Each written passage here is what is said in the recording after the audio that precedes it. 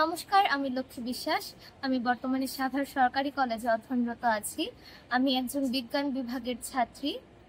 আমি বিগত 2 বছর যাবৎ অপটিমিস্ট থেকে সহায়তা পাচ্ছি। আমার মা হচ্ছে চাকরিজীবী, আর বাবা কিছু করে না বললেই চলে। সামান্য একটা দোকান চালায়, কিন্তু ওই দোকানে আহ, দোকান দিয়ে কিছু হয় না। আসলে দোকানের অল্প কিছু সামান্য আয়, ওইটাই কিছুই হয় না, তাই ওইটা ধরার বাহিরে। তো পুরো সংসারের খরচটা আমার মা বহন করে। আহ, বাবা কিছু করে না হচ্ছে। আমার দাদি বিগত 30 থেকে 40 বছর যাবৎ বিছানায় শয্যাশায়ী। তো আমার দাদির সম্পূর্ণ খরচ, ওষুধের খরচ, আদার্স সবকিছুই দেখভাল বাবা আর মা করে। তো এই কারণে বাবা বাহিরে কিছু করতে পারে না। আর যেহেতু সবকিছু আমার পড়ালেখা, বাসা ভাড়া, টিউশন ফি, কলেজ ফি, তারপরে বিভিন্ন বই কিনতে হয়। আহ, এখন থেকেই যেহেতু আমাকে অ্যাডমিশনের প্রিপারেশন নিতে হবে, যেহেতু আমি এখন কলেজ সেকেন্ড ইয়ারে পড়ি, সেহেতু আরো অনেক বই সংগ্রহ করতে হয়। সবকিছু মিলিয়ে আমার সম্পূর্ণ খরচ মার একা বহন করতে হয়, যেটা আমার মায়ের জন্য অনেক প্রেশার হয়ে যায়। আমি বুঝতে পারি যে এটা আমার মায়ের জন্য প্রেশার হচ্ছে। তো যাই হোক, এটাই। তো অপটিমিস্ট থেকে যখন আমি প্রথম সহায়তা পাই, যখন হ্যাঁ, একটা কথা বলি, সেটা হচ্ছে অপটিমিস্টে আমি যখন প্রথম আসি, তার আগে আমি প্রথমে বিশ্বাস করি নাই যে এটা আসলেও সত্যি, আসলেও কি আমি বৃত্তি পাবো। কিন্তু যখন পেলাম, তখন মানে আমি এত খুশি হয়েছিলাম যে না, এইবার আমি তোমাকে সহায়তা করতে পারবো, বাবাকে সহায়তা করতে পারবো। তো যা- আহ, বিগত 2 বছর থেকে এটা পাচ্ছি আমি।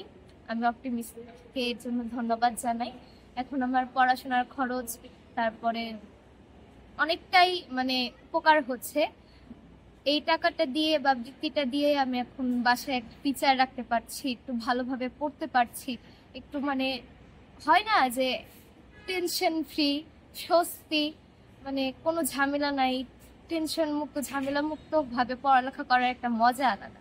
এখন আমি সেভাবেই পড়ছি। তো এর জন্য অপটিমিস্টকে অসংখ্য অসংখ্য ধন্যবাদ। আর অবশ্যই যাকে ধন্যবাদ না দিলেই নয়, তিনি হচ্ছেন আমার স্পন্সর মশিউর আলম স্যার।